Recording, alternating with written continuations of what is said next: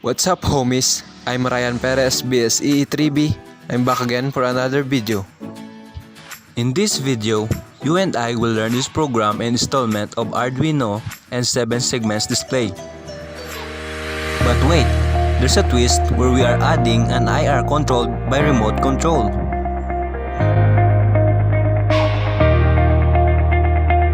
Now, let's install our 7 segments display with tack switch and additional of IR for the remote control.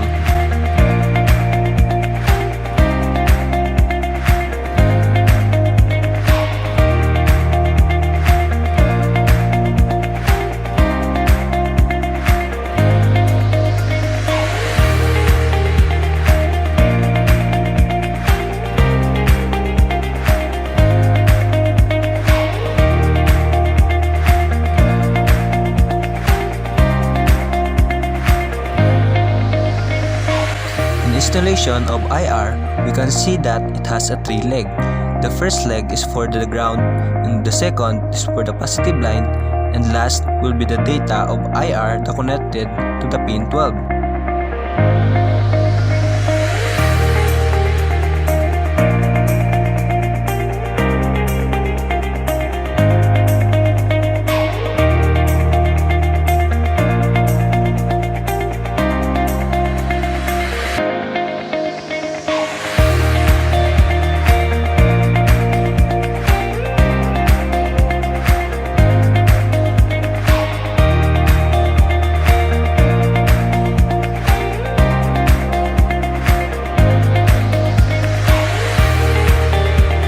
For the schematic diagram, I will be flashing in the screen.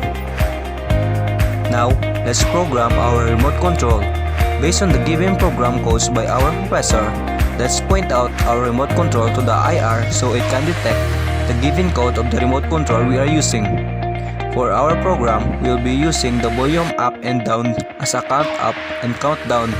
The given input for the IR is the pin 12 in the Arduino. The first digits flash in the code will be the count up digits. The second one will be the count down.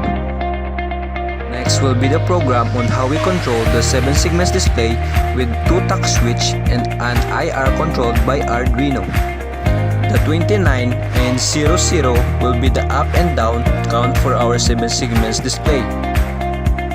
We have here also the binary equivalent for our 7 segments display, and we will still using the up 1 pin 11 and down 2 for pin 12. Here is the given digit code of the remote that we conduct earlier in this video for our up and down countdown, and the rest of the codes we are using.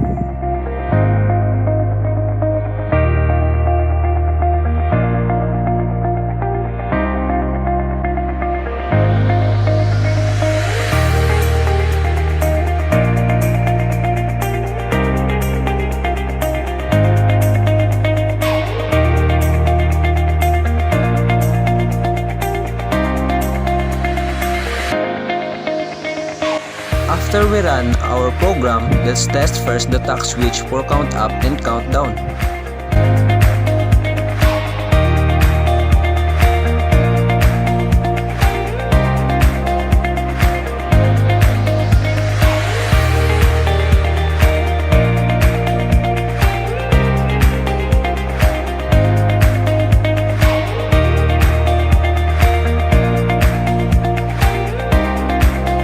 Lastly, using the remote control, volume up and down in our 7 segments display.